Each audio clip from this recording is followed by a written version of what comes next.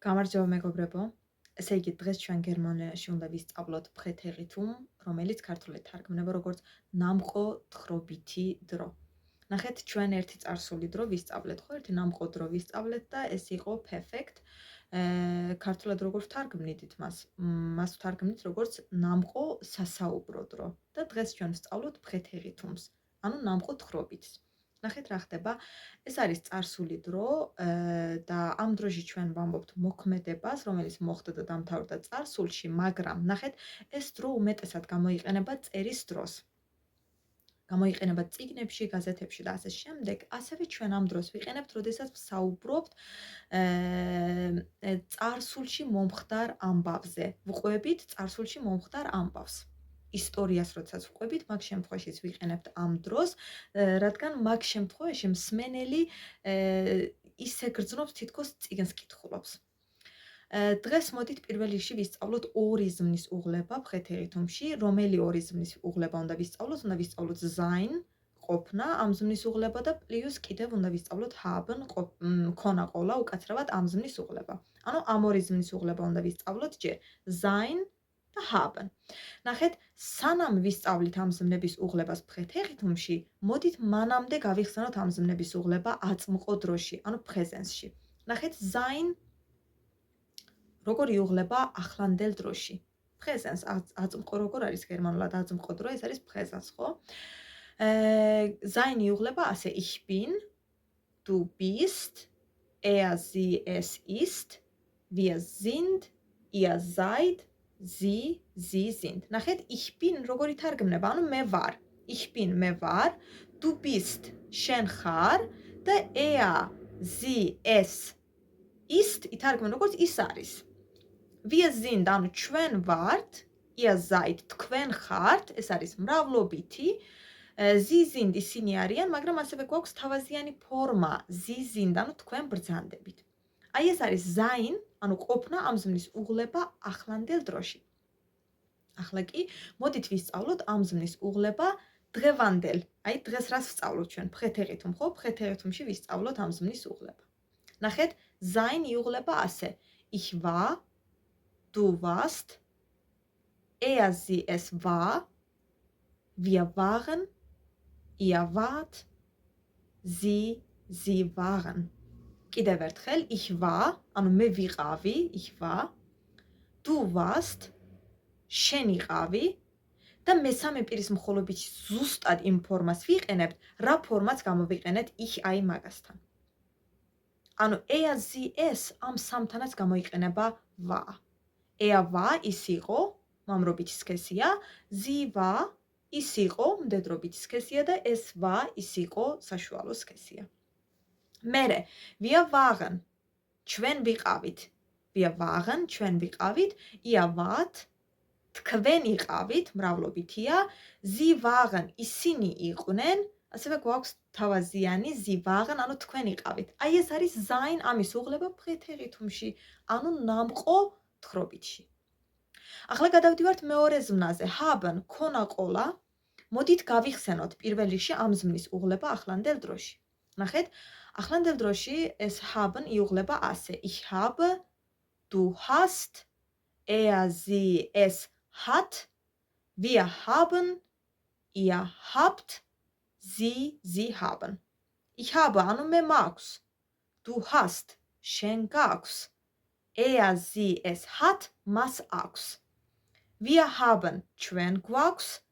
Ihr habt, თქვენ გაქვთ. Sie haben, მათ აქვთ. ასევე sie haben, თქვენ გაქვთ და ეს არის თავაზიანი ფორმა. ახლა კი ვისწავლოთ თხრობითში, ნამყო თხრობითში. ეს იქნება, ესე იუღლება ასე. Ich hatte,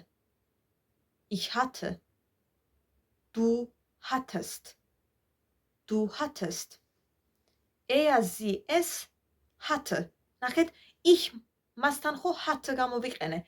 sie es ამ სამთანაც ისევ hatte უნდა გამოვიყენოთ. sie es hatte. Wir hatten, ihr hattet, sie hatten.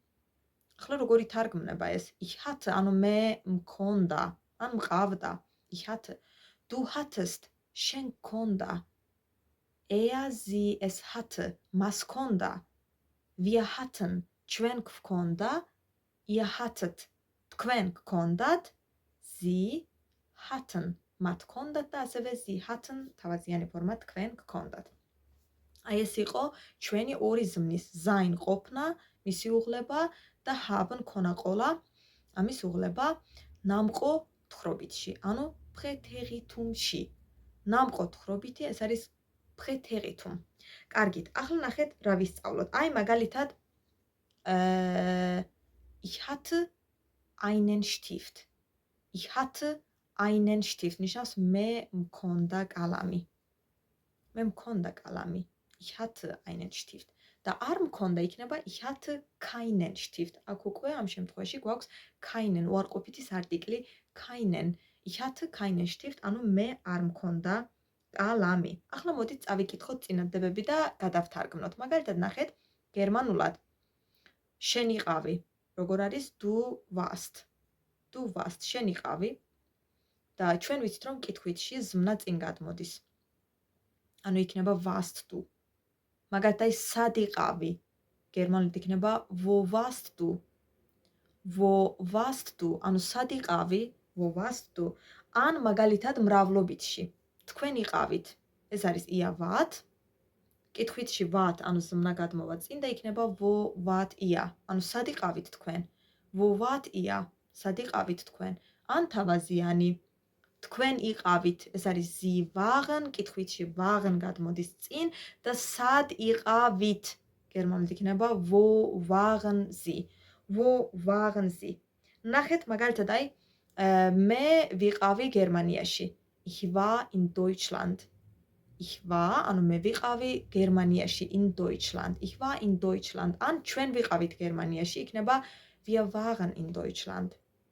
Wir waren in Deutschland. ან ჩვენ ვიყავით გერმანიაში, ან ich war in Italien. მე ვიყავი იტალიაში.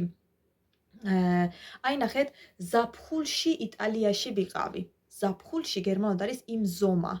Im Sommer, ანუ ზაფხულში war ich, ანუ ვიყავი in Italien, იტალიაში.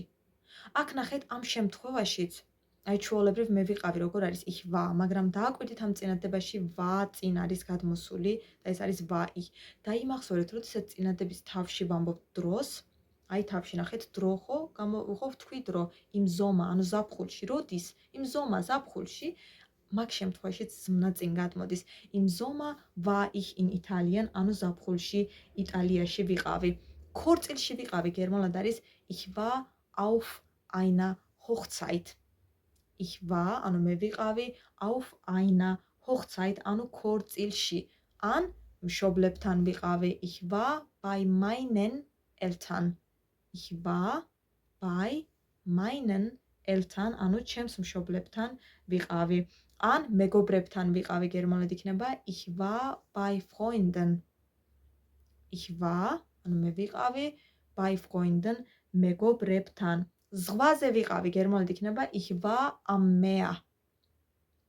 Ich war am Meer. ზღვაზე ვიყავი. მთაში ვიყავი ich war in den Bergen.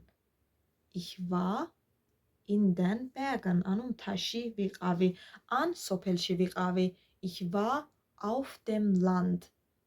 Ich war auf dem Land და ბოლო წინადადება მაქვს ტბაზე ვიყავი, ეს გერმანულად იქნება ich war am See. Ich war am See, ანუ ტბაზე ვიყავი.